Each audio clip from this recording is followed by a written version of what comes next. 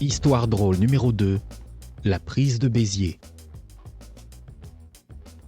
Dans le premier épisode des Loups de la Bergerie, la saison 3 de Rolliphonique, que vous avez écouté, je n'en doute pas, et sinon elle évite réparer ça, le personnage d'Enguerrand mentionne la prise de Béziers par la croisade contre les Albigeois, ces hérétiques que peut-être vous connaissez sous le nom de cathares. Quand Armand, l'un des héros, s'étonne de la prise d'une ville aussi puissamment fortifiée que Béziers, qui était préparée au siège, fournie en vivres et en soldats, Enguerrand répond qu'il a entendu des histoires tellement étranges qu'il ne préfère pas se prononcer sur le comment de la chute de la ville. C'est que, voyez-vous, la ville est tombée d'une manière tellement ridicule que ça en ressemble à une blague. Le vicomte de Béziers, Pierre-Raymond Trencavel, dans tous ses préparatifs, n'avait pas pris en compte un élément pourtant moteur de nombreux événements de l'histoire humaine, la connerie. Si les conséquences n'avaient pas aussi été tragiques, ce serait à mourir de rire. Mais si les Biterrois en sont bien morts, elles n'ont que très moyennement rigolé. Écoutez-moi ça. Nous sommes en juillet 1209. Depuis le mois de mars de l'année précédente, le pape Innocent III a lâché sur l'Occitanie la croisade, avec pour slogan « Les cathares, y en a marre ». Une armée très importante pour l'époque, entre 10 et 20 000 hommes, sous le commandement de Simon de Montfort, se met en route vers le Languedoc pour chasser l'hérétique. Car comme chacun le sait, rien de tel à la belle saison que la chasse aux cathares pour mériter une place au ciel. L'armée croisée arrive à Béziers le 22 juillet 1209 et les défenses heureuses de la ville sont plutôt confiantes. La ville est bien préparée, puissamment fortifiée, garnie en vivres et en eau. Le vicomte Trencavel est tellement sûr de ses défenses qu'il quitte la ville pour réunir une armée qui viendrait attaquer et repousser les assiégeants.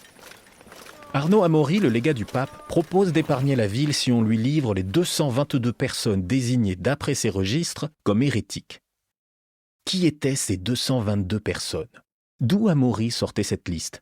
De son chapeau? Des voies impénétrables du Seigneur? D'autres lieux moins impénétrables? Nul ne le sait. Ce que l'on sait en revanche, c'est que les Biterrois refusent de livrer qui que ce soit. Merci, c'est bon. Cassez-vous d'ailleurs, ça m'énerve, ça. Barrez-vous. Mais voilà, il n'y a pas que des hérétiques à Béziers. Il y a aussi des gens que, chez moi dans le sud, on appelle des cacous.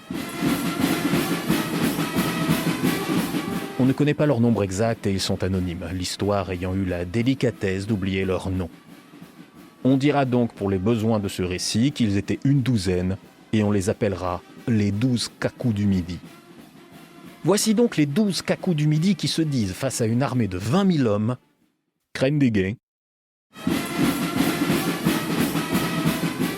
Ils ouvrent les portes de la ville et galopent vers les lignes croisées pour les narguer. Mais le souci, c'est que c'était le genre de mec qui avait un problème avec l'estimation des distances et des tailles.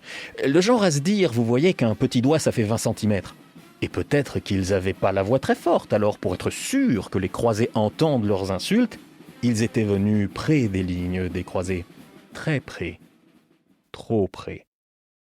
Même s'ils ne parlaient pas occitan, nos bons soldats de Dieu sentaient bien que ce que gueulaient les cacous était plutôt négatif, avec probablement des hypothèses peu flatteuses sur la vocation professionnelle de leur maman.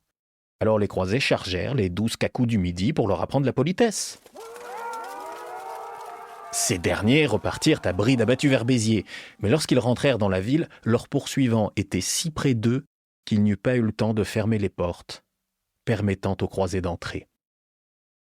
Béziers fut prise ainsi, après un des sièges les plus expéditifs de toute l'histoire militaire, à cause d'une bande de couillons qui ont pensé avec ce qui leur servait de courage dans le slip. Franchement, c'est drôle. Drôle à en pleurer. S'en est suivi l'un des massacres les plus terribles et les plus marquants de la croisade des Albigeois, marqueur au fer rouge de l'identité occitane. Car dans la grande et belle tradition militaire de l'époque, pour punir la ville de ne pas avoir livré les hérétiques et pour ne pas manquer de faire disparaître ces derniers, on a tout tué, jusqu'à brûler vives au nom de Dieu les personnes qui s'étaient réfugiées dans une église. À un soldat qui lui aurait demandé comment distinguer un hérétique d'un bon chrétien, le légat du pape Arnaud Amaury aurait répondu la célèbre phrase « Tuez-les tous, Dieu reconnaîtra les siens ». Aucune source contemporaine n'atteste que cette phrase ait réellement été prononcée, mais dans la lettre qu'il adressa au pape ensuite, Amaury écrivit « Les nôtres, sans regarder l'état, l'âge ni le sexe, passèrent au fil de l'épée presque 20 000 hommes. Après cet énorme carnage des ennemis, toute la ville fut pillée et incendiée, la vengeance divine se déchaînant miraculeusement contre elle.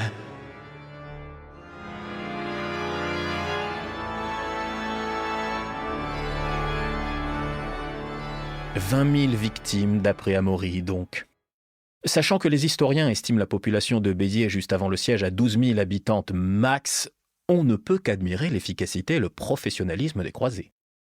Vous comprenez donc maintenant pourquoi Enguerrand est réticent à raconter à Armand comment Béziers est tombé, tellement l'histoire est difficile à avaler. Drôle à en pleurer, je vous dis. C'est la fin de cet épisode, merci de m'avoir prêté vos oreilles jusqu'au bout. Si ça vous a plu, n'hésitez pas à commenter, à noter selon les modalités de votre plateforme d'écoute, et surtout, n'hésitez pas à partager ce podcast. Vous trouverez en description un lien vers mes réseaux et mon site où je publie les sources et les crédits de cet épisode. Et si vous désirez, pouvez vous permettre de soutenir mon travail, ponctuellement ou régulièrement, il y a également un lien vers mon Tipeee. On se retrouve très vite, et n'oubliez pas, rêver, c'est résister.